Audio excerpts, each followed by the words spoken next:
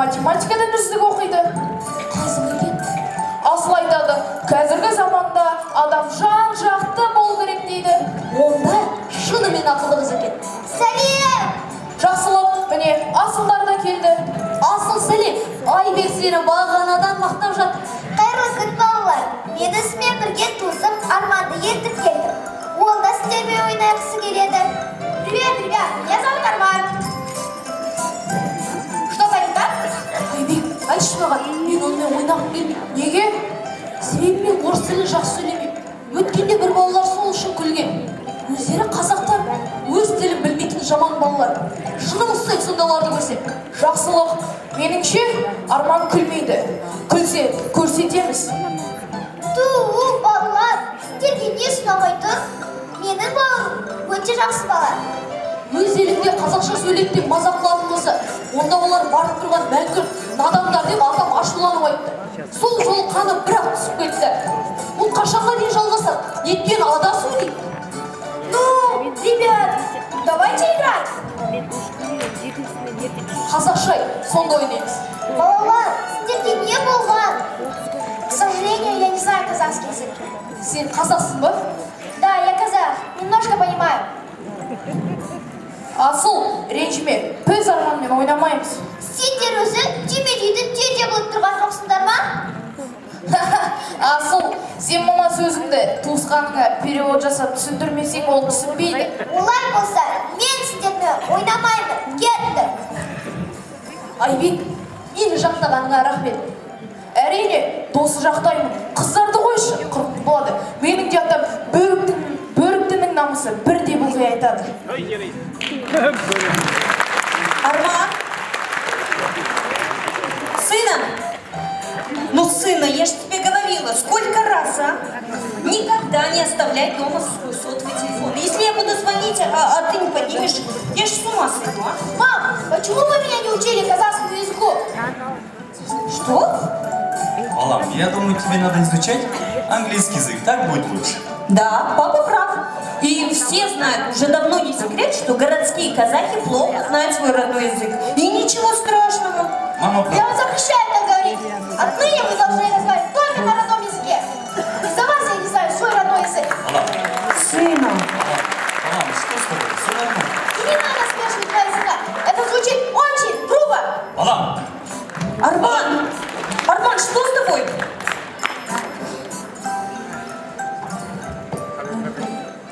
Арманның анасы. Көрдің ба? Осының бәріне біз кінәліміз. Баламызға қазақша, яғни ана тілін үйрету керек еді. Шетелде тұрып жатқан жоқпыз ғой. Ну да, ты прав. Но ведь это ты сам не обращал внимания на казахский язык.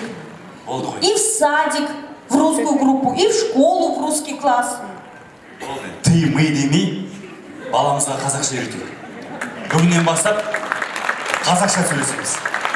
Я согласна. Кажется, нашего сына кто-то сильно очень обидел. Намысына тиген біреу болар. Әрине намысына тиеді. Оның айтқаны дұрыс. Қаршадай бала көзімізді ашты.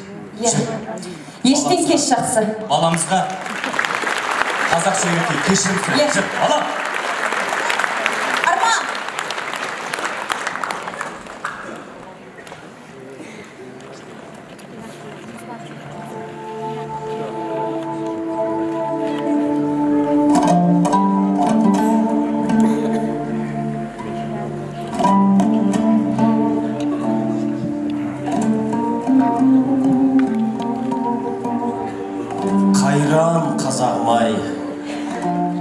бізден кейінгі ұрпақтың тілі осылай шұбарланады деп ойладық па?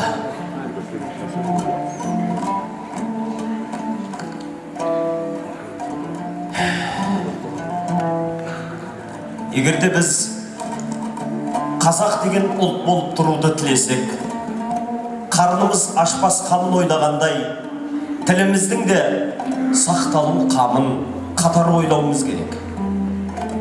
Біз де өзгелерше әуелі өз тілімізде оқытып, содан соң басқаша оқытуымыз тиіс. Тілі жоғалған жұрттың өзі де жоғалады.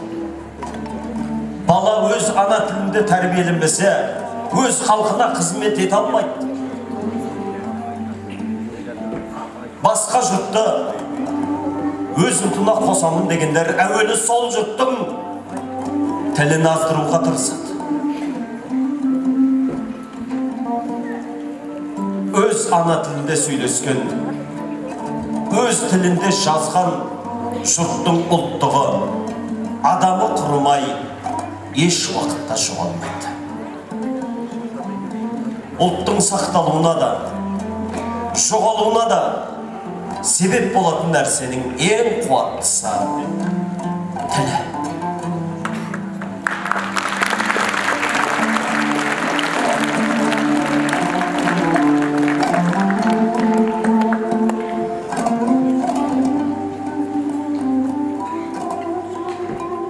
Қазақ жұрты оянғаннан бері ilgeri кеткен елдерге жетудің қамында. Мәдениеттің негізі білім, ал білімге тіл арқылы жетілесің. Білімді елдің тілі де бай болады. Мектепте қолданған тіл елге сіңбей қалмайды. Мектептің тілі жақсы болса, ол елдің тілі көркейіп, байып, гүлденеді.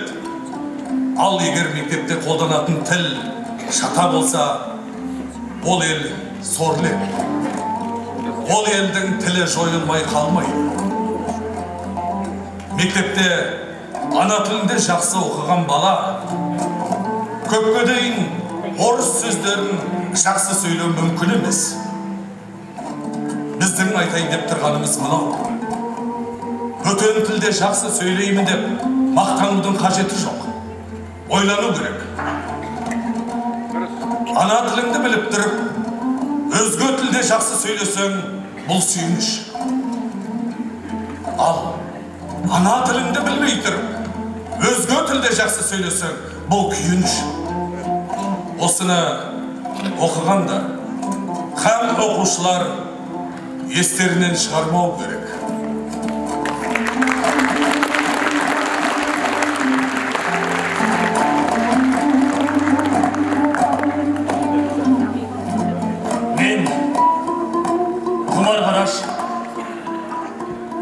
Бір халықтың өз тілінде білім өнері болмаса, онда ол халықтың тілі бұзылып өзгереді.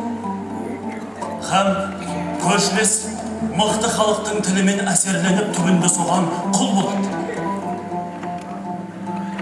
Біз өз ана тілімізді оқып білсек, соның арқасында ұлтымыздың білім өнерін алға жетелейміз, өршітеміз.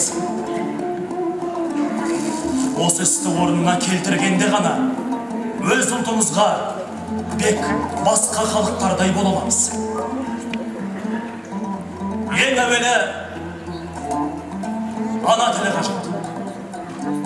Ана тілін білмесең, сен ол ұлттың баласы емессің. Ана тілін білмей тұрып, ұлт білімін ала алмайсың. Ал ұлт білімі болмаса, онда әдебиеттің де болмайтындығы өз-ақ белгілі.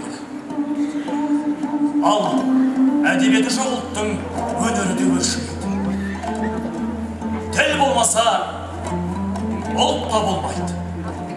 Яғни ол бүтіндей өлген, жоғалған ұлт болады деп есептеймін.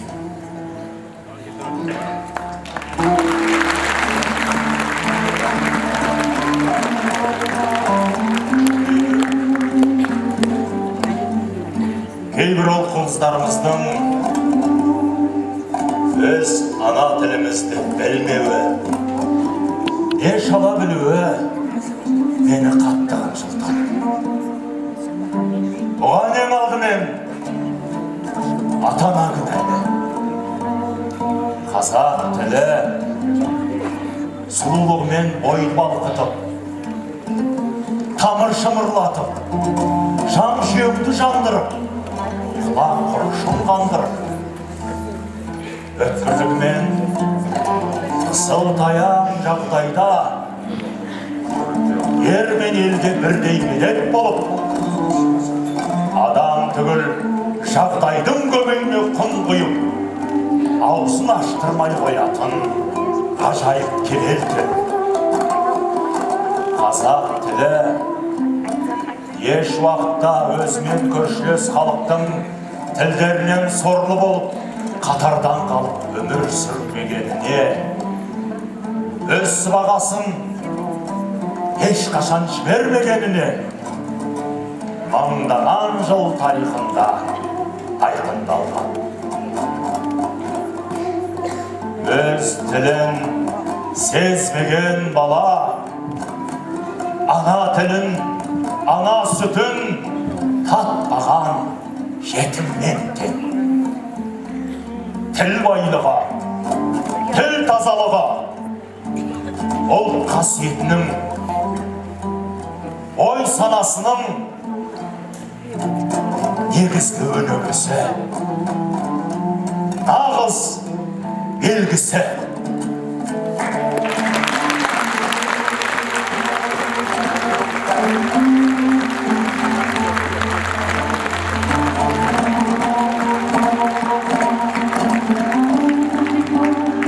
Алдарыңызда өнер көрсеткен Қалибек Қуанышбаев атындағы Мемлекеттік академиялық қазақ музыкалық драма театрының артистері және нөмірі 2-ші өнер мектебінің шәкірттері. Қошеметтеріңіз. Рахмет үлкен балақайлар.